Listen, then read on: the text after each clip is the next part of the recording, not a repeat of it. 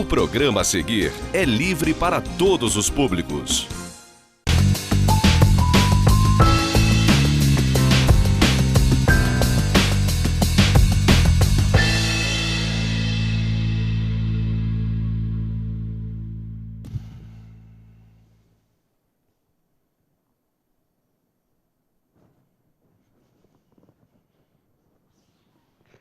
Prezadíssimo e confinado cidadão real, você que tem acompanhado nossas edições, tem observado que estamos dando prioridade ao atual e cruel momento de isolamento social, que surpreendeu todo o planeta Terra.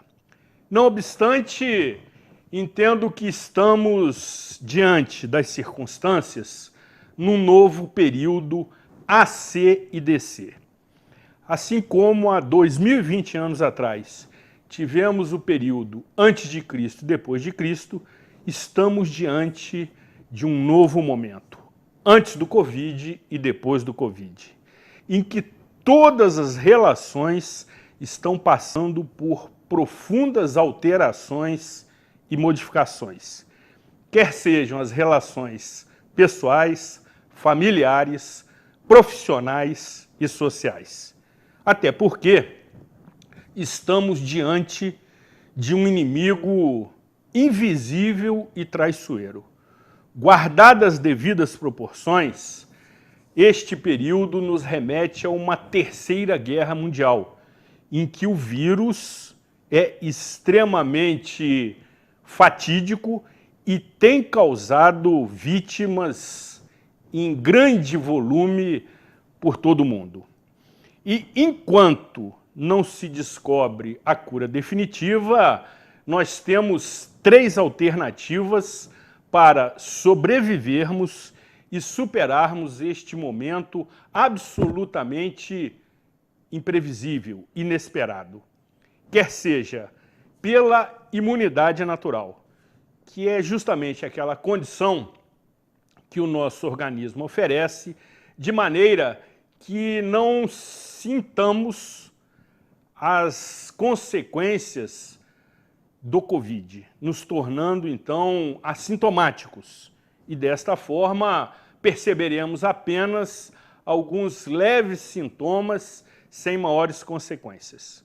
Como também pela descoberta da vacina, que certamente nos proporcionará a cura definitiva. E as fontes confiáveis dão a notícia de que, se tivermos a devida sequência nas fases de teste e certificação dos 8 tipos que estão sendo desenvolvidos pelo mundo, poderemos dispor desta cura definitiva a partir do próximo ano. Ou a terceira vertente, pela prevenção. E desta forma, temos 2 opções, quer sejam a prevenção individual, que é aquela que você cria e estabelece a sua estratégia de proteção individual, sobretudo promovendo autoconhecimento, controle emocional e sabedoria com a devida tolerância, paciência e resignação para manter e conservar a sua saúde mental. Como também podemos ter, nesse quesito da prevenção, a informação relevante, consolidada, confiável, para que você tenha a oportunidade de conhecê-las, de entendê-las e, desta forma, reconhecer e identificar este atual momento que tem interferido em todas as situações do nosso cotidiano, como, por exemplo, na educação, de forma bastante abrangente. E conforme você que nos acompanha semanalmente observou, na edição da semana passada, também conhecida como 7 de setembro, tivemos a oportunidade de assistir uma aula do ilustre professor e eterno mestre Hamilton Werneck, tratando dos desafios da educação na pandemia. E entendendo que é uma questão que precisa ser devidamente aprofundada, teremos a oportunidade absolutamente imperdível de continuarmos tratando desta mesma situação com outro notório educador, que conhece notável sabedoria e reconhecida competência todos os meandros da educação, especialmente neste momento em que este tipo de condição está passando também por profundas e ainda não conclusivas modificações. Esteja certo que esta entrevista poderá lhe oferecer esclarecimentos que serão absolutamente úteis para você entender todo este complexo cenário.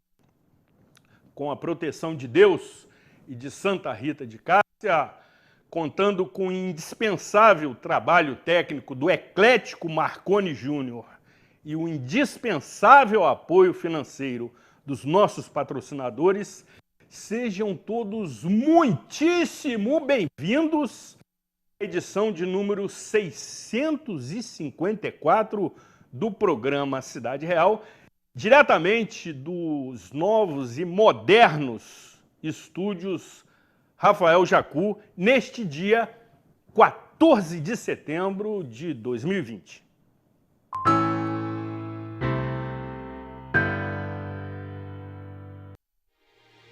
Algo invisível chegou e tirou tudo do lugar.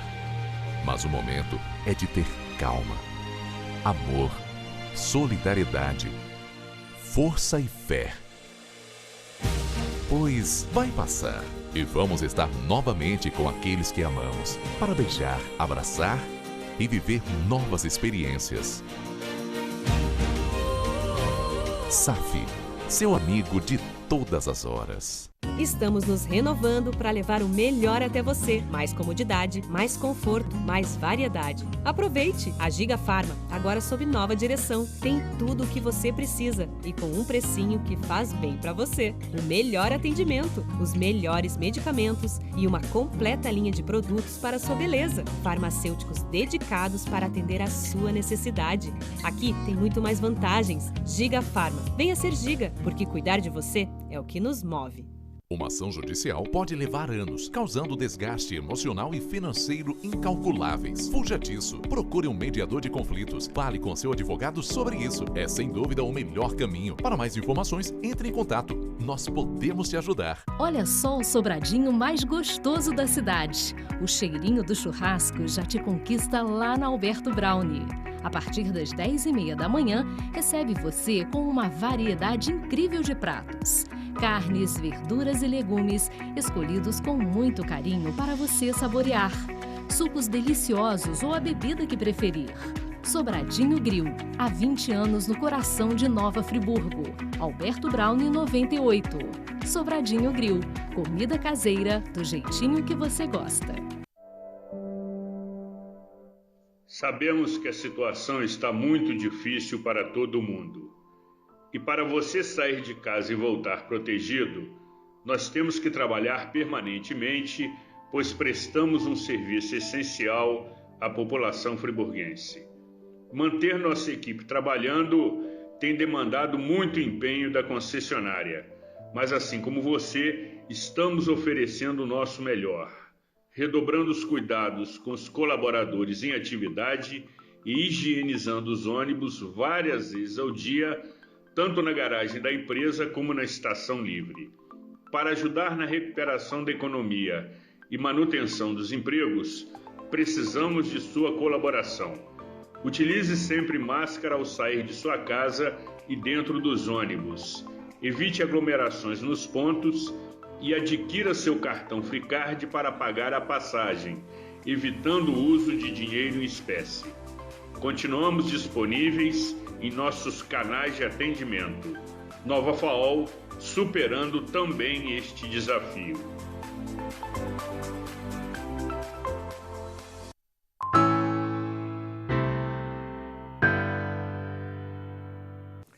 Programa Cidade Real, credibilidade, imparcialidade, informalidade e um toque de bom humor nas noites de segunda-feira.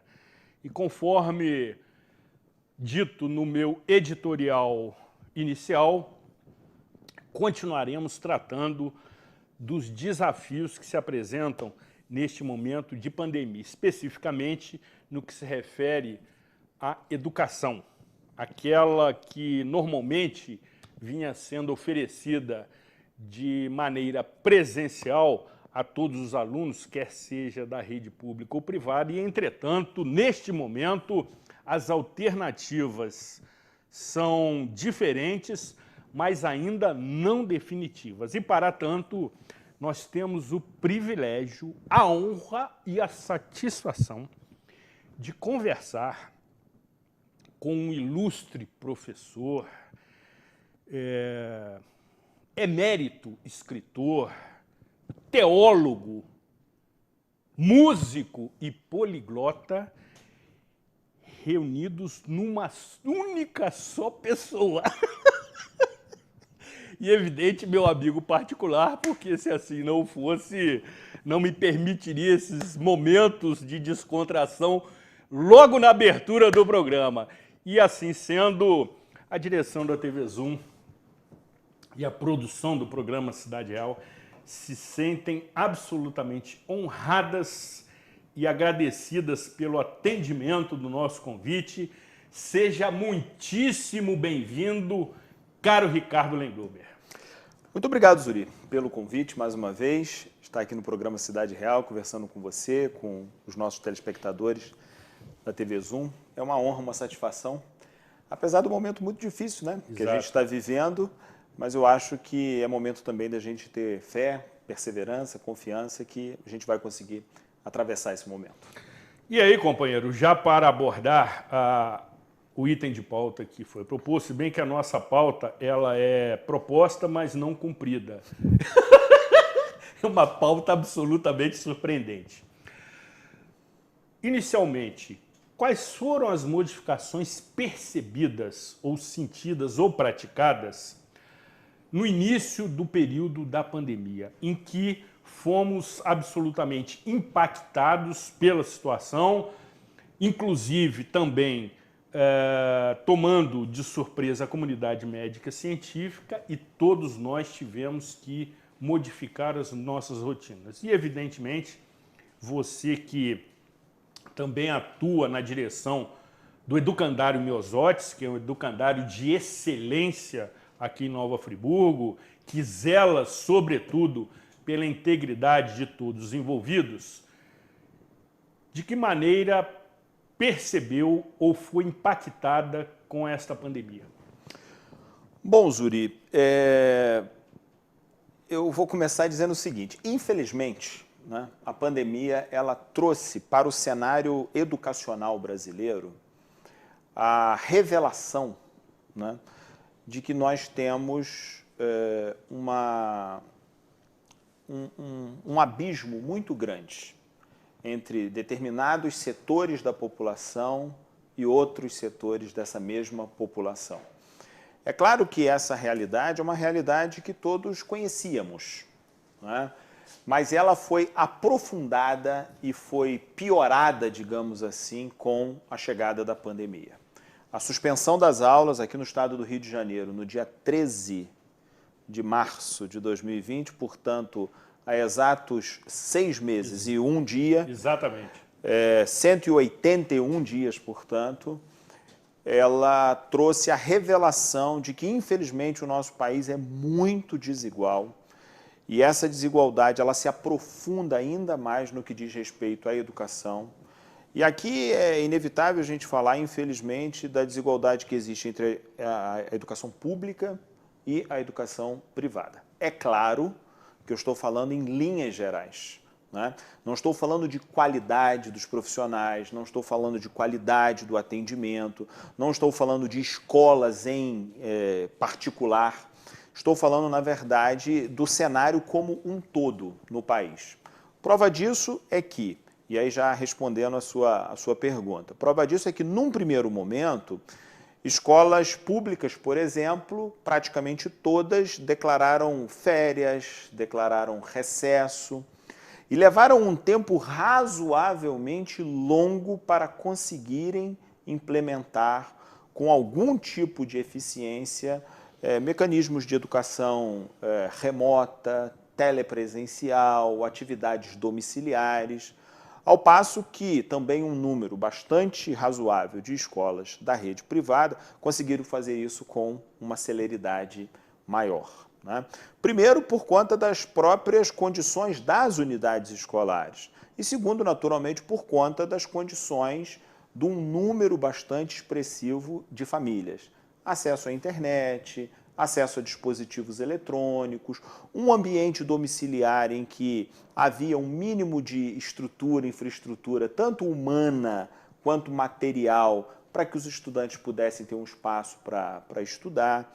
Então, eu diria que, em primeiro plano, eu acho que foi essa evidenciação. Essa constatação de que ou o nosso país se debruça como sociedade sobre a questão da educação no médio e no longo prazo, ou nós vamos caminhar para trás sistematicamente. Essa é uma questão, eu diria, civilizatória. Ou a gente resolve essa questão, ou a escola pública brasileira, aquela que atende a 80% da população infantil e juvenil, ou essa educação ela se torna uma educação de efetiva qualidade, aprendizagem, acesso, permanência na escola, ou então a gente não avança como sociedade. É um equívoco achar que a escola, se não for uma escola democrática, universal, que atenda a todos os segmentos da população, é um equívoco achar que se não for para todo mundo, aqueles que tiverem acesso serão beneficiados. Serão beneficiados num primeiro momento, serão beneficiados num círculo muito restrito. Ou a sociedade caminha toda como sociedade, como coletividade, ou a gente não vai sair desse quadrante histórico que a gente está, né? Nós não disputamos, por exemplo, a produção de uma vacina com qualidade nesse momento, né? Embora a gente tenha universidades, pesquisadores que se debruçam sobre o tema com muita qualidade, infelizmente nós ainda estamos muito distantes de outros países, de outras sociedades que conseguiram, pela educação, avançar.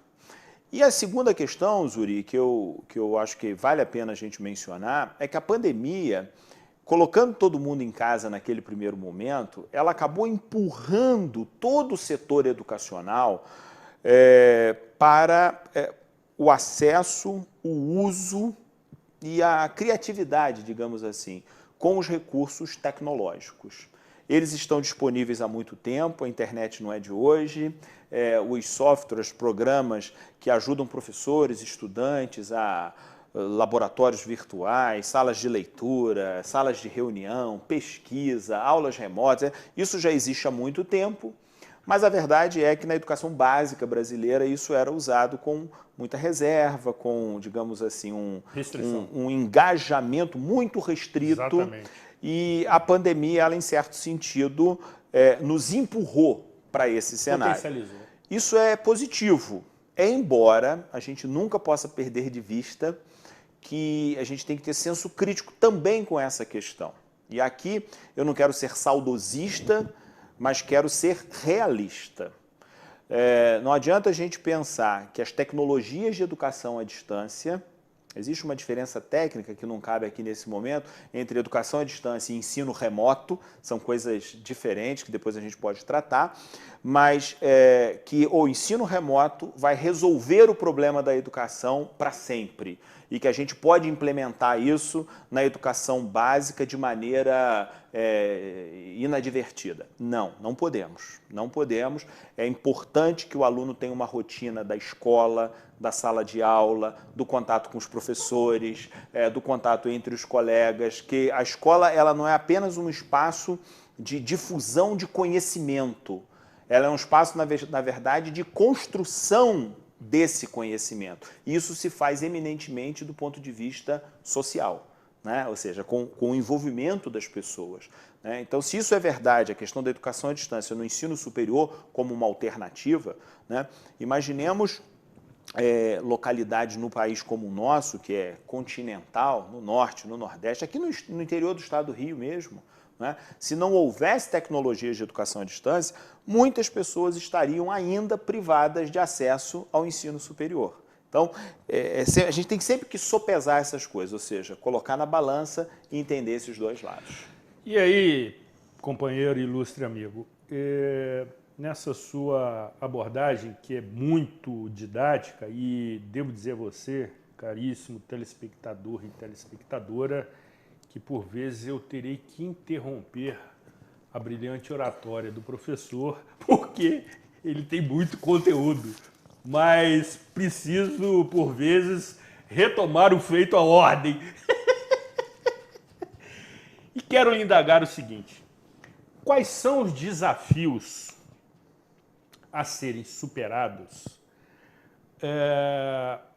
pelo professor ou professora e pelo aluno, nessas duas vertentes? Esse momento, conforme você muito bem disse, de certa maneira nos impôs determinadas e necessárias mudanças de comportamento. Agora, para aquele professor e professora que nos assiste nesse momento, e nós temos uma grande e valiosa audiência no meio educacional em Nova Friburgo, quais são os desafios que se apresentam para o professor? Ponto 1. Ponto 2, conforme você me ensinou, para o aluno. Bom, Zuri, sem aqui querer fazer dessa minha fala, né, como se fosse uma aula, como se fosse uma exposição assim... Uma defesa de tese. E com razão, né, acertada sobre o tema, a gente tem muitos pontos de interrogação sobre essa questão toda. E eu quero começar um pouco semelhante do que eu comecei a resposta anterior. A gente não pode perder de vista nunca, Zuri, nunca a gente pode perder de vista o fato de que um percentual imensíssimo dos nossos estudantes, né, um percentual um pouco menor, mas também muito grande, dos nossos professores e professoras, estão privados do acesso à tecnologia. Então, eu diria que o número 0, já que você falou de ponto 1 e o ponto 2, o ponto 0, o ponto a partir do qual a gente começa, é a gente, como sociedade, como governo, como escolas, redes de ensino, públicas, privados, de alguma maneira oportunizar para essa garotada toda acesso. Há cidades no Brasil, por exemplo, que têm internet franqueada nas praças, nos bairros, não é? Por que Nova Friburgo ainda não tem? Não é? Nós temos tantos provedores de internet, tantas empresas que, digamos assim, oferecem esse tipo de serviço. Nós temos uma prefeitura, existe um orçamento público, existem linhas de financiamento no governo federal que, de alguma maneira, poderiam, neste momento, serem incrementadas por aqui para a gente garantir. Certamente. Isso seria o mínimo, o ponto a partir do qual a gente deveria começar. Agora, ponto 1, pensando nos professores, eu digo que a pandemia, ela nos abre os olhos para o fato de que a educação tradicional, como ela vem acontecendo há séculos, e é verdade que ela vem se transformando com o passar do tempo, mas em uma questão nós ainda somos muito conservadores, que é a questão do currículo, ou seja, o que é que se ensina. Não é? Aquilo que é ensinado na escola. Eu estou falando das disciplinas tradicionais da escola, dentro de cada um desses componentes do currículo escolar, cada ponto que é estudado. Então, por exemplo, você que é engenheiro da área lá das ciências exatas, você tem elementos da matemática, da física, que são estudados na escola, cada um deles tem o seu lugar. Eu não sou daqueles que pensa que aquilo que aparentemente não tem utilidade não deva ser estudado. Não. Porque há questões que nos ajudam a desenvolver raciocínio lógico, conhecimento, capacidade de articulação. Certamente. Então, há determinados saberes cuja utilidade não está no utilitarismo dele. Perfeito. Né? É algo que se amplia, é algo mais, digamos, filosófico. Né? Eu não penso dessa maneira. Mas a pandemia trouxe essa provocação para nós. O que é que nós ensinamos? Por que é que nós ensinamos? E, naturalmente, o que, por que e para que se conjuga com como. Como nós ensinamos. Então, o meio, ele acaba modificando a forma de nós ensinarmos. Nós estamos aqui num programa, batendo um papo de maneira oral pela televisão. Isso nos impõe uma determinada forma de comunicação. Diferente seria se eu estivesse escrevendo um texto para ser publicado numa revista, por exemplo. Ou seja, as ferramentas que eu tenho para escrever são umas. As que eu tenho aqui para um bate-papo oral, conversando com muitas pessoas, milhares de pessoas, cada uma com os seus saberes, cada uma com os seus interesses. Isso muda naturalmente a forma da gente se comunicar. E aí eu acho que esse é o ponto número 1 aí para os professores que você mencionou. A gente está sempre se perguntando sobre o que a gente ensina, com que objetivo, isso vai nos ajudar a calibrar melhor, a desenvolver melhor o como ensinar, as metodologias, os métodos, as ferramentas e assim por diante. Com relação aos estudantes, eu acho que esse primeiro ponto vale também, eles se perguntarem sobre isso, e acho que tem a ver também com a questão da autonomia, o desenvolvimento da autonomia da garotada. E aí alguém pode dizer assim, mas isso vale muito para adolescente, para pré-adolescente, que já consegue ir para frente do computador sozinho, que já consegue pesquisar. Hoje a gente tem uma ferramenta às nossas mãos, que é a internet como um todo, com todos os seus ferramentais de busca, de pesquisa, etc, etc. E aqui vale um parênteses muito rápido, não nos limitemos ao Google, o Google é muito bom, o Google é muito amplo, mas o Google é uma gavetinha da internet. Existem outros muitos espaços dentro desse grande armário que é a internet e que às vezes a gente não explora por desconhecimento. E eu acho que essa é uma oportunidade, ou seja, os alunos terem autonomia para eles próprios buscarem o seu saber. E isso acontece cada vez com crianças mais novas também.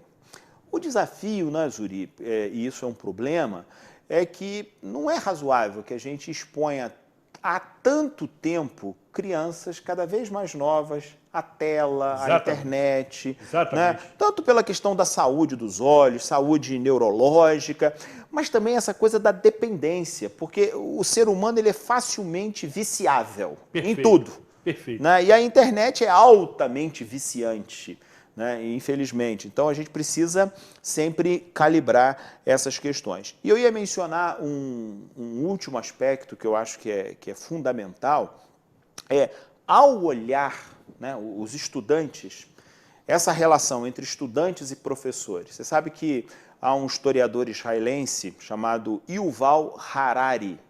É um autor que tem sido muito lido no mundo todo ultimamente. Escreveu um livro belíssimo chamado Sapiens. Fala um pouco sobre a jornada do ser humano ao longo do tempo. Um segundo livro sobre o futuro Homo Deus, fica aí como dica para quem ainda não conhece. E escreveu um terceiro livro, 21 lições para o século XXI. E uma delas, sobre a educação, ele trata exatamente desse ponto. O papel do professor, da professora, do educador, ele vai mudar radicalmente. E ele vai deixar de ser aquela figura que é a detentora do conhecimento e que transmite esse conhecimento. Aliás, essa palavra transmitir nesse cenário de pandemia é até uma palavra muito negativa, né? Essa coisa da transmissão. Exatamente. Mas fora a brincadeira, ele passa a ser uma espécie de curador. Ou seja, aquele que, num universo praticamente infinito de conhecimentos, informações, ele destaca aquilo que é relevante e isso é personalizado. Porque isso tem a ver com Nova Friburgo, com Conselheiro Paulino, isso tem a ver com Tocantins, tem a ver com... Sabe? Ou seja, não é possível que isso seja universalizado ao ponto que todos têm acesso a tudo ao mesmo tempo. Da mesma forma. Da mesma forma e que tudo será relevante. Não será. É importante que o saber, ele, em algum sentido, ele seja significativo para quem ali experimenta. Eu não estou dizendo novidade nenhuma com isso, o Harari também não está dizendo novidade nenhuma com isso. Educadores brasileiros e estrangeiros, ao longo do século XX, já apontaram nessa direção. Então, eu acho que, em síntese, é isso. Agora, não menos importante, e se você me permite acrescentar, o ponto 3, no que se refere à gestão do setor. Quais os desafios para os gestores? Para aqueles secretários, quer sejam municipais, que inclusive você honrosamente, com muita competência e produtividade, ocupou em Nova Friburgo, para os secretários estaduais, para o ministro, para o presidente, para o Congresso Nacional, de uma forma geral, nessa questão. Evidentemente, teremos a oportunidade de rever as nossas escolhas no âmbito municipal, aproximadamente daqui a 60 dias. E trataremos desta situação no próximo bloco, onde o professor também irá se manifestar sobre as suas expectativas. Mas, concluindo, no que se refere aos gestores, aqueles que têm, por obrigação e por delegação do nosso voto, tratar o cenário, dedicar a devida atenção e comprometimento com a situação, não tão somente na época em que este assunto, juntamente com saúde e segurança, sobem os palanques, quer sejam virtuais, e no dia seguinte já caem no lodo, como me diz uma grande amiga minha. Quais são os desafios para estes gestores? Zuri, eu acho que em outras oportunidades que eu tive aqui no seu programa, eu dei resposta semelhante à que eu vou dar agora. Mas eu continuo pensando a mesma coisa. O orçamento público, ele é limitado, finito. Embora a gente tenha a ideia de que os governos tenham dinheiro para tudo, né, e o dinheiro seja infinito, não é. Né? Porque mesmo que o governo federal, que tem essa competência, fabrique dinheiro, o dinheiro vai valer menos e aí não tem mais riqueza, digamos assim, colocada. Essa é uma outra questão. Por que eu estou dizendo que o orçamento público é limitado? Porque o cobertor ele tem um tamanho. E os problemas que a gente tem para cobrir com esse cobertor são muito maiores. Então, o gestor, a gestora públicos, eles têm que fazer escolhas. Eles têm que assumir prioridades. Governar é escolher. Governar é escolher. Não é? E nós não tivemos ainda nesse país, nós não tivemos ainda nesse município, aquele que tenha colocado educação como a sua prioridade. Já tivemos, é claro, sempre temos aqueles que tratam da educação, as criancinhas correndo, a propaganda bonitinha eleitoral. Eu digo que se os nossos candidatos governassem como fazem campanha eleitoral, nós estaríamos muito melhor, porque as campanhas são maravilhosas. Sensacionais. São maravilhosas, elas são coloridas, elas são dinâmicas, elas nos emocionam. Exatamente. A gente sente que a gente vê a coisa de um jeito que a gente não via. Amigo. Não é? E mesmo aqueles que fogem do populismo, né, fogem daquela visão demagógica que é própria das campanhas eleitorais, isso tem a ver com a direita, com a esquerda, com o pessoal do centro, com o pessoal que diz que não tem lado, todo mundo tem lado na vida, claro, mas o pessoal que tenta esconder. Mas, a despeito de tudo isso, nós nunca priorizamos educação. E é até clichê, o telespectador, a telespectadora que nos assistem agora, nessa hora sentem até vontade de mudar de canal, porque isso é clichê. Isso é clichê, ou seja, a gente já está repetindo isso desde que o Brasil é Brasil, infelizmente. Né? Mas essa é uma questão. Nós temos um orçamento e desse orçamento a gente dedica muito pouco à educação. Ah, mas é só dinheiro que falta? Porque existe uma fala por aí que diz o seguinte, não, dinheiro a gente tem. O problema é que a gente tem má administração desse dinheiro, tem desvio desse dinheiro, etc. É verdade, existe má administração, existe desvio, mas é pouco dinheiro. Ou seja, nós não investimos no setor aquilo que ele precisa. Nós não temos salários adequados para os profissionais. Não temos. E é preciso a gente colocar isso sobre a mesa. Ou a gente vai ter a remuneração de um professor, de uma professora, à altura da dignidade, né, dessa e de qualquer outra profissão que há ou a gente jamais vai conseguir atrair a médio e longo prazo pessoas para essa carreira. Pergunte na sua família, pergunte no seu círculo de amizades, os nossos telespectadores podem fazer esse mesmo exercício. Quem quer ser professor? Exatamente. Quem quer ser professora? Exatamente. Esse é o fracasso de uma sociedade. Esse é o fracasso de uma sociedade, né? E muitos que estão na carreira estão nela vislumbrando o momento que poderão sair para uma outra atividade que tem uma remuneração mais adequada. Então, eu acho que esse ponto é fundamental. Ele não resolve por si só a questão, é preciso planejamento, é preciso técnica, é preciso gente que se dedica a essa questão, trabalhando nessa questão, né? Recentemente nós fizemos uma série de lives com educadores, né? Aqui de Friburgo e do Brasil, tratando exatamente sobre o retorno das atividades não presenciais da Rede Municipal de Educação. O Conselho Municipal e a Secretaria de Educação se irmanaram nesse pequeno projeto, e o que nós vimos foi exatamente isso, ou seja, quanto mais conhecimento há, quanto mais troca de experiências há, melhor é. E, infelizmente, o que a gente vê, o prefeito, a prefeita vai ser eleito, ele vai entregar a Secretaria de Educação, em geral, para algum tipo de compromisso de natureza político-partidária. Eventualmente, pode ser que haja ali um profissional adequado, mas a probabilidade é que isso não aconteça. Então, é muito ruim. Escolher governar escolher. É fazer escolhas. Exatamente. Né? E nós não tivemos ainda quem tenha escolhido a educação como a sua prioridade. Concordo integralmente com a sua afirmação e continuaremos tratando deste quesito após os nossos reclames comerciais. Entretanto, o nosso programa cada vez mais se assemelha a uma galeria de artes onde são expostos diversos quadros. Inicialmente, tratando da saúde mental. Quando a psicóloga, terapeuta familiar e sexual Fabíola Machado apresenta suas considerações e entendimentos absolutamente profissionais e oportunos para este momento. Ela que confere credibilidade ao programa Cidade Real, quando aqui se manifesta de maneira absolutamente competente, mostrando a sua formação e autoria intelectual deste quadro, que nesta edição a seguir abordará o que eu entendo ser o mal do século.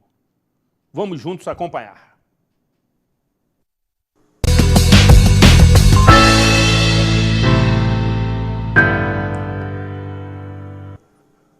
Olá, tudo bem?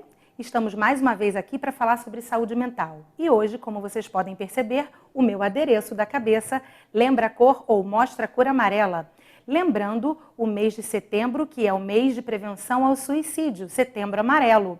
Vamos falar um pouquinho sobre esse assunto hoje. O que você faz ou quais são as demandas, quais são as suas tristezas que você vai abafando dentro de você, você vai acumulando dentro de você. Talvez não seja com você, talvez seja com algum amigo, algum parente, algum conhecido, e isso você começa a perceber que a pessoa está se sentindo sufocada, triste, ela começa a se isolar, não conversa mais, não interage mais. Isso tudo são estereótipos ou pequenas dicas do comportamento da pessoa que você conhece ou que está te passando a memória agora, que está demonstrando que esse isolamento pode ter algum fundo emocional, pode ter algum fundo maior do que a gente imagine. Nós precisamos perceber as coisas à nossa volta. Às vezes não somos por nós mesmos, mas alguém que nós amamos, que está passando por um momento de muita dificuldade e precisa do nosso olhar. Um olhar mais atento, um olhar mais disposto, um olhar mais carinhoso, para que você também possa conduzir essa pessoa em processo terapêutico. Falar sobre saúde mental, falar sobre prevenção ao suicídio é necessário, se faz necessário. Nós estamos passando por um momento de pandemia, onde o isolamento social trouxe muitas amarguras, muitos sofrimentos para nós como pessoas, como cidadãos. Então, nesse movimento, nesse processo onde nós estamos mais reclusos, mais quietos, eu te peço, observe a sua volta. Repare se alguma pessoa está com esse processo de clausura, processo de mentalização, mas de fechamento, choro compulsivo, né? Um processo de aquietamento, afastamento, além de se isolar socialmente, está se afastando, inclusive das redes sociais. Se isso não tiver um propósito pessoal, pode ser um indício de que essa pessoa está precisando de ajuda. Então, ajude essa pessoa, ou você mesmo procure algo que te faça falar daquilo que te prende, daquilo que te aprisiona. E sempre lembrando, pense saudavelmente. Até o nosso próximo encontro.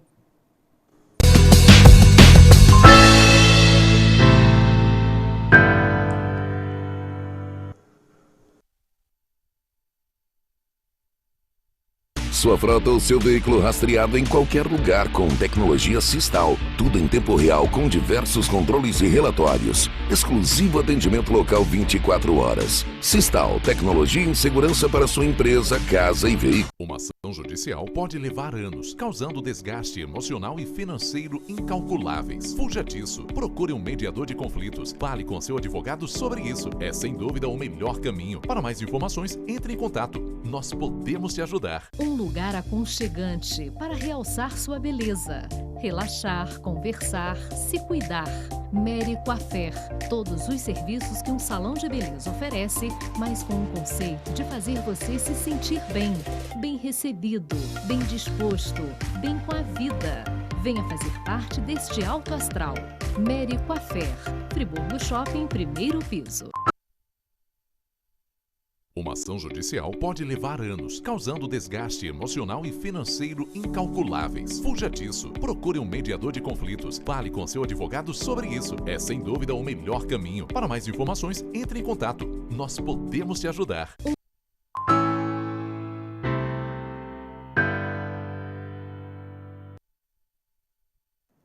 Programa Cidade Real, credibilidade, imparcialidade, informalidade, um toque de bom humor e de utilidade pública.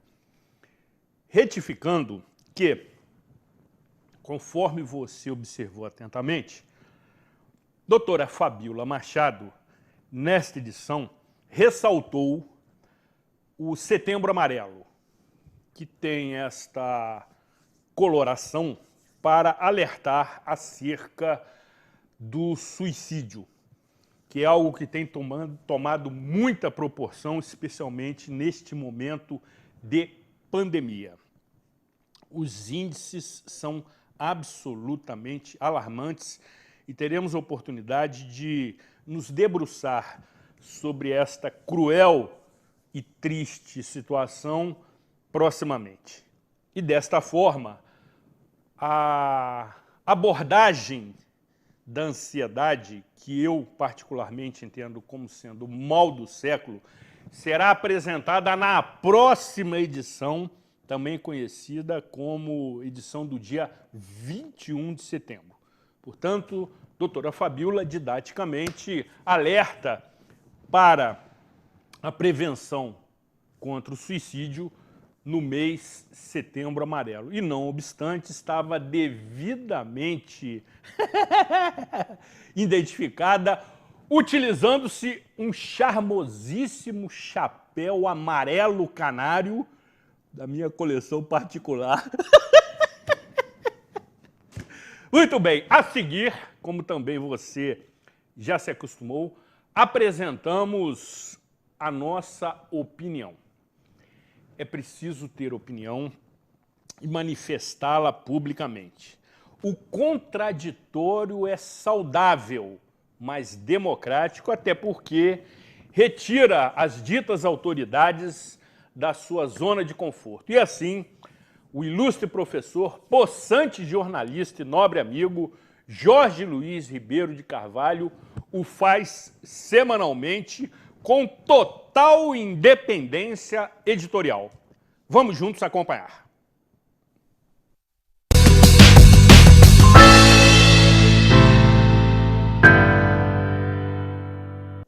Olá, salve!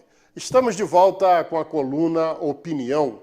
Esta semana é uma semana extremamente importante para a montagem do quadro político para 15 de novembro, onde estaremos escolhendo os próximos gestores aqui do município de Nova Friburgo. Os partidos estão terminando as suas convenções, de tal forma que daqui a pouco vamos ficar conhecendo todo esse quadro que estará à disposição do eleitor friburguense. Eu gostaria de chamar a atenção e uma reflexão sobre dados importantes aqui do município de Nova Friburgo. Segundo o IBGE, nós temos 192 mil habitantes, algo em torno de 192 mil habitantes. Desses 192 mil habitantes, 60 mil têm empregos formais. Desses 60 mil que têm empregos formais, quase 7 mil estão na Prefeitura de Nova Friburgo. Então, o próximo gestor, o próximo prefeito de Nova Friburgo tem que estar atento a esta situação, porque os dados econômicos, também tirados lá das informações do IBGE, mostram que 65% da receita do município vem de fora, ou seja, nós só geramos aqui, na nossa capacidade produtiva, algo em torno de 35% da receita, o que não é suficiente para cumprir sequer a folha de pagamento. Nós temos, portanto, algo em torno de 7 mil servidores. Muitas empresas importantes do estado do Rio de Janeiro, eu vou citar aqui 2 exemplos, sequer chegam próximo disso. A BR Distribuidora, que tem 4 mil e poucos funcionários, e a Eletrobras Furnas, também com coisas bem abaixo da quantidade, quer dizer, desse quantitativo de servidores da Prefeitura Municipal de Nova Friburgo. É muita gente na folha de pagamento, é uma receita própria preocupante, de tal forma que o próximo prefeito tem que ter a capacidade de olhar essa situação de uma forma diferente, porque ele vai ser prefeito de Nova Friburgo e não gestor de uma folha de pagamento. Pelo menos é o que esperamos e essa é a nossa opinião, que é pública. Forte abraço e até semana que vem, se Deus quiser.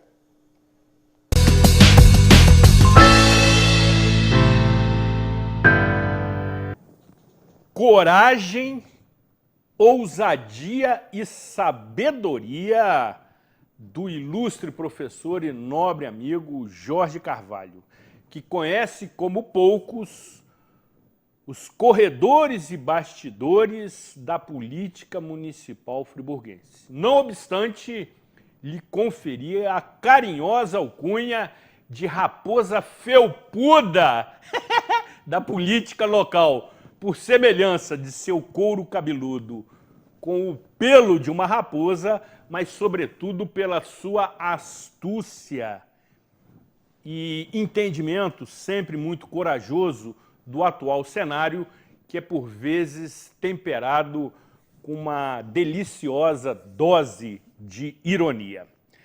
Sendo assim, professor Ricardo Lengruber, você que está na presidência do Conselho Municipal de Educação, mas também esteve como secretário municipal de Educação no governo Sérgio Xavier de Souza. E, evidentemente, também conhece esses meandros. E considerando-se a proximidade das eleições, em que teremos aqui uma série de edições entrevistando todos os candidatos com os respectivos vices após as convenções eleitorais, quais são as suas expectativas para as próximas gestões no Poder Executivo e Legislativo Municipal? Bom, Zuri, você quer a resposta boa ou você quer a resposta que eu acho que é a que mais... Pessimista. As duas, amigo, tempere. Bom, eu acho que como qualquer cidadão, a nossa expectativa precisa ser a expectativa da esperança, né? A gente precisa acreditar, né? Sem dúvida. E cada um, naturalmente, dentro das suas possibilidades, trabalhar para que a gente tenha um próximo quadriênio, não é, melhor para o município. Quando eu digo melhor, eu digo que a gente está num determinado ponto e a gente precisa avançar, a gente precisa caminhar para frente, não é? A cidade tem uma agenda imensa de questões a serem realizadas. Friburgo, infelizmente, é uma cidade, o professor Jorge Carvalho mencionou a questão econômica no quadro Opinião de hoje, mas há outras tantas questões sérias no município que precisam ser enfrentadas. Então, a expectativa é de esperança, esse é o cenário. No entanto, o cenário concreto, né, que se descortina para nós, ele não é muito promissor, infelizmente. Com a mudança da legislação eleitoral e a impossibilidade de se fazer coligação para as eleições proporcionais, ou seja, eleições para vereadores e vereadoras, a tendência natural dos partidos políticos é que, não podendo se coligar um com o outro para fazer grandes chapas para a vereança, é que cada partido, então, coloque ali um candidato a majoritário, ou seja, um candidato para prefeito, um candidato para prefeita. Porque com isso ele naturalmente puxa votos para os seus candidatos a vereadores. Conclusão da história, pelo que a gente tem aí de informações pelas redes sociais, nós temos pré-candidatos a prefeito de Nova Friburgo, um número de mais de 15 pessoas. É claro que quanto mais pessoas interessadas em participar da vida pública, melhor. É claro que quanto mais propostas nós tivermos para a gestão de um município, melhor. Mas o fato, no entanto, é que nós não temos muitas propostas. Nós temos muitos nomes dividindo propostas velhas. E isso pode fazer com que a gente se divida tanto como eleitores, que a gente eleja um prefeito, uma prefeita, sem a legitimidade democrática. Repito, ele será eleito de maneira legal, pela legislação eleitoral, como o jogo está regrado hoje. Friburgo tem menos de 200 mil eleitores, portanto, nós não temos segundo turno. Então, é uma eleição de um turno. Seja qual for o resultado, se um candidato tiver 10 mil votos, for o mais votado, e o segundo colocado tiver 9.999 votos, está eleito 10 mil votos. Exatamente. Então, isso é ruim porque todo e qualquer candidato que chegar ao Palácio Barão de Nova Friburgo, ele chega com muito mais gente que não votou nele do que os eleitores que efetivamente votaram nele. Exatamente. Então, a sua legitimidade, sua densidade popular, democrática, é muito baixa. E, naturalmente, ele terá uma oposição muito forte, ele terá uma má vontade psicológica, inclusive, uma certa rejeição dos friburguenses, dos eleitores em Friburgo, muito maior do que em outros cenários. Alguém pode estar dizendo que isso é muito pessimismo, mas é porque, para isso, a gente precisa, como eleitor, fazer uma análise prévia, ou seja, a gente precisa entender quem é que de fato está no páreo, disputando a eleição, e concentrar os nossos votos ali, porque se a gente não fizer isso, a gente vai espalhar os votos de uma maneira tal que qualquer candidato, qualquer candidata nesse cenário pode ser eleito. E aí, Júri, já entro aqui fazendo uma análise que não foi para isso que você me chamou no seu programa hoje, mas fazendo uma análise que é a seguinte: até que ponto essa não é uma estratégia eleitoral de determinados grupos que apresentam vários nomes e vamos ver qual nome que emplaca. Então, como a gente disse no bloco anterior, se governar é fazer escolhas, votar também é fazer escolha. Exatamente. Mas a escolha não pode ser a escolha pela pessoa particularizada. A gente precisa entender qual é o universo político daquela pessoa. Quem é que está junto, quem é que não está junto, quais são efetivamente as propostas. Zuri, a gente tem uma cultura no Brasil de que o candidato ou a candidata, quando protocola lá na Justiça Eleitoral o seu plano de governo, aquele plano de governo é quase que um documento para constar, porque ele não quer revelar para o seu adversário político uma peça de ficção. Exatamente, mas a gente precisa de uma peça de proposta de governo para que eu possa colocar embaixo do braço, para que eu possa consultar na internet toda vez que eu precisar, para cobrar do meu então eleito prefeito, prefeita, se aquilo que ele propôs efetivamente é o que ele está realizando. Mesmo que o eleitor não tenha votado naquele candidato eleito. Passado o 15 de novembro, eleição resolvida, o prefeito, a prefeita eleita é prefeito de todos. E aí eu tenho diante dele, até porque o voto é secreto, ele jamais saberá se eu, você votamos ou não votamos. Não se trata disso. E se eu quiser manifestar, revelar o meu voto, eu digo, eu vou votar em fulano, vou votar em fulana.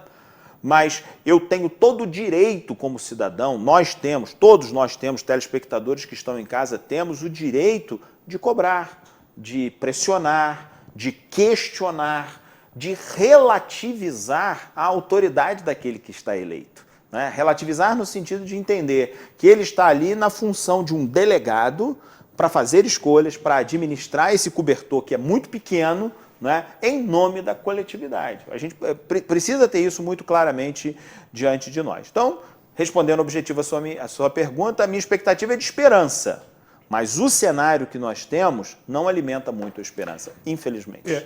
E nós teremos a oportunidade de debater exaustivamente este momento, porque conforme o professor Ricardo disse, que também concordo, votar é escolher. E o prazo de arrependimento é relativamente longo. Você terá que aguardar 4 anos para rever a sua escolha. Então, devemos priorizar planos de governo e não de poder. Existe uma diferença. O plano de governo ele beneficia a coletividade, os interesses do município. O de poder tem por finalidade manter determinado grupo político, partidário, no comando dos poderes, o que não nos interessa. Precisamos de soluções. O eleitor não quer emoções.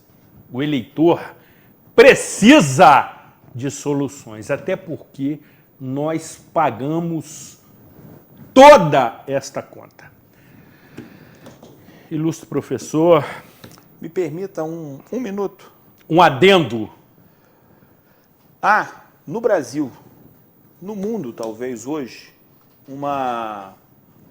um discurso de que a gente precisa fugir da política, que a política é ruim. É claro, a política tem nos decepcionado muito. Sem dúvida. Mas nunca foi diferente. Nunca foi diferente. Se você conversasse com alguém lá no Antigo Egito, na Antiga Roma, no Brasil, nunca foi diferente. Sempre foi assim. Né? A gente precisa olhar para a política como a ferramenta para transformar e aprimorar a sociedade. Quem tiver o discurso que não é político, é um discurso para nos enganar. Certamente. É um discurso para nos enganar. Certamente. Porque não há outro caminho. Não há outra alternativa. Não há outra alternativa. A questão é, nessa escolha, a gente entender qual é o nosso lugar, quais são os nossos valores e tentar entender lá naquele candidato, naquela candidata, os que mais se encaixam nesses nossos valores. Só para... A gente precisa descriminalizar um pouco essa noção da política. Companheiro, você que nos privilegia sempre com a sua participação, se bem que a anterior ocorreu no mês de outubro do ano passado, por ocasião do mês dedicado a celebrar Dia do Professor. O Dia do Professor, sabe que quando o apresentador coloca o chapéu na reta final do programa... O gato subiu no telhado. Exatamente, estamos já na reta final e queremos agradecer, sensibilizados, a sua presença, o seu deferimento, a sua cordialidade, gentileza conosco em atender o nosso convite e certamente retornará aqui após esse momento da escolha para fazer a sua avaliação, que é sempre muito consistente, sempre justificada por argumentos e não por preferências pessoais. e tenho certeza absoluta que isso confere bastante conteúdo ao programa, em que ele atinge picos de audiência quando você vem aqui. Muito obrigado, Zuri, pelo convite. Sempre que convidado presente, estarei aqui. Para mim é uma honra também falar com você, falar com sua imensa audiência. Sempre que eu venho aqui, eu sou parado pelas calçadas da cidade. Eventualmente até um autógrafo, coisa dessa natureza.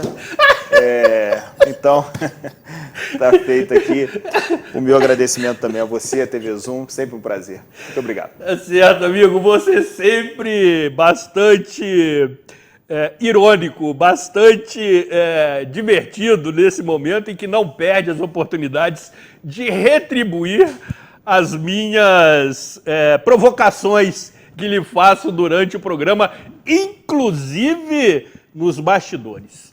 Precisamos encerrar definitivamente entendendo mais uma vez que levamos informação de utilidade pública para você neste momento de cruel isolamento social.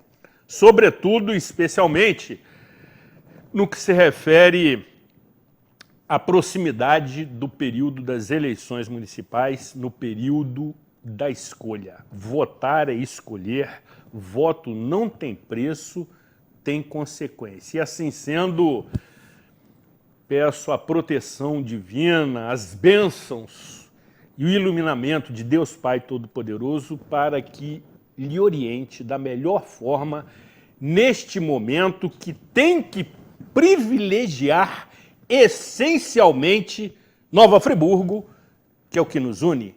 Cuidem-se bem e até a próxima edição.